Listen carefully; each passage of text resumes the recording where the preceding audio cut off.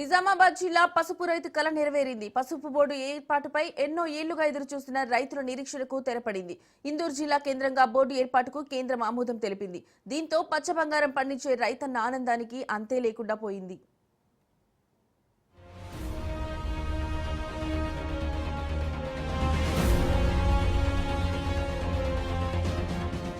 నిజామాబాద్ జిల్లాలోనే జాతీయ పసుపు బోర్డు ఏర్పాటుకు కేంద్రం ఆమోదం తెలిపింది. దీనిలో భాగంగా కేంద్రం అధికార ఉత్తర్వులు జారీ చేసింది. దీంతో పాటు బోర్డు చైర్పర్సన్గా జిల్లా రైతు నాయకుడు పల్లె గంగారెడ్డిని నియమిస్తూ ఉత్తర్వులు జారీ చేసింది. దీంతో ఎన్నో ఏళ్లుగా బోర్డు ఏర్పాటుకి ఎదురు చూస్తున్న రైతుల కళ్లలో ఆనందం కనిపిస్తోంది.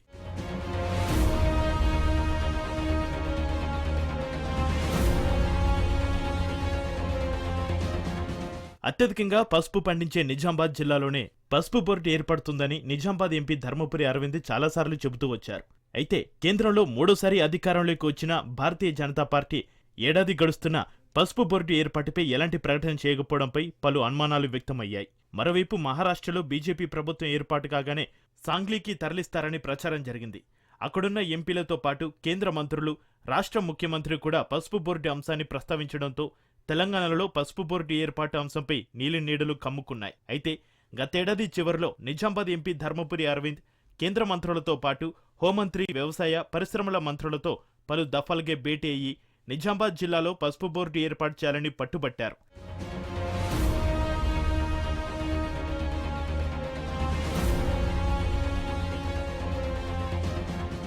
గత ప్రభుత్వ హయాంలో నిజామాబాద్లో పసుపు బోర్డు స్థానంలో స్పైసెస్ బోర్డును వెల్పూర్లో ఏర్పాటు చేశారు. అలాగే కమ్మరపల్లిలో పసుపు పరిశోధన కేంద్రాన్ని కూడా ఏర్పాటు చేశారు. ఇదే సమయంలో పసుపు బోర్డు ఏర్పాటు చేయకపోతే ఎంపీ పదవికి రాజీనామా చేస్తానని ఎంపీ అరవింద్ ఆయన మనసులో ఉన్న మాటను తేటతెల్లం చేశారు. గత ఎన్నికల్లో ఇచ్చిన హామీని నిలబెట్టుకునేందుకు అరవింద్ చేసిన ప్రయత్నాలు ఫలించాయి.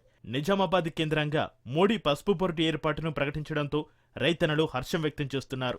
నా ప్రామిస్ ఫుల్ఫిల్ చేసి ఇది అంతిమం కాదు, ఇది ప్రారంభం. ఇది పసుపు బోర్డు వచ్చినందుకు ఇవాళ 37 సంవత్సరాల తర్వాత ఈ దేశంలో ఒక బోర్డు స్థాపన జరిగింది. ఎంత నమ్మకం పెట్టుకుని ప్రధానమంత్రి గారు మనకి ప్రసాదించిండు. మనము ఇవాళ ఈ పసుపు బోర్డు ప్రారంభమైనాక నాకు ఇంకింత బాధ్యత పెరిగిందన్న ఫీలింగ్ ఉంది. నూతన బోర్డుకి మొదటి చైర్పర్సన్ పల్లె గంగారెడ్డి గారు కూడా ఒక బలమైన రైతు. ఇవరకే పసుపు ప్రాంతీయ బోర్డును మోడీ ప్రభుత్వం ఏర్పాటు చేసింది. ప్రాంతీయ బోర్డు కాకుండా పసుపు బోర్డు ఇక్కడే ఏర్పాటు చేయాలని పసుపు రైతులతో పాటు ఎంపీ అరవింద్ కేంద్ర అగ్రనాయకత్వానికి పలుమార్లు విన్నవించారు. దీంతో కేంద్రం అంగీకారం తెలపడంతో జిల్లాలోనే పసుపు బోర్డు ఏర్పాటు చేసేందుకు కేంద్ర ప్రభుత్వం పూర్తి అంగీకారం తెలిపింది. రైతులకు సంక్రాంతి కానుకగా అన్నట్లు కేంద్ర పరిశ్రమల శాఖ మంత్రి పీయూష్ గోయల్ వర్చువల్ గా పసుపు బోర్డును ప్రారంభించారు. పసుపు బోర్డు ఏర్పాటు అంశం నిజామాబాద్ జిల్లా నుంచి ప్రారంభం కాగా జిల్లాకు చెందిన బీజేపీ రాష్ట్ర కార్యవర్గ సభ్యులు పల్లె గంగారెడ్డికి తొలి చైర్మన్ గా నియమిస్తూ ఉత్తర్వులు జారీ చేశారు. బోర్డు పాలకవర్గంతో పాటు ఇతర పాలకవర్గాన్ని కూడా అధికారికంగా ప్రకటించనున్నారు.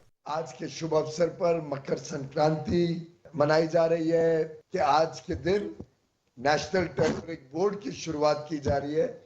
मैं माननीय प्रधानमंत्री नरेंद्र मोदी जी को दिल से धन्यवाद देना चाहूंगा। जो प्रधानमंत्री मोदी जी की एक पहचान है पूरे देश और दुनिया में, जो कहते हैं वो करते हैं। हल्दी, टर्मरिक एक प्रकार से गोल्डन स्पाइस भी कहा जाता है। सभी हल्दी किसानों को, हल्दी को प्रोसेस करने वाले कर्मचारियों को, उद्योजकों को और हमारे निर्यातकों को शुभकामनाएं देता हूं कि ये जो नया टर्मरिक बोर्ड बना है। ఈ సందర్భంగా కేంద్ర మంత్రి పీయూష్ గోయల్, ఎంపీ అరవింద్ ప్రధాని మోడీకి ప్రత్యేక కృతజ్ఞతలు తెలిపారు. సంక్రాంతి సందర్భంగా పసుపు రైతన్నలకు ప్రధాని పసుపు బోర్డుని గిఫ్ట్గా ఇచ్చారని హర్షం వ్యక్తం చేశారు.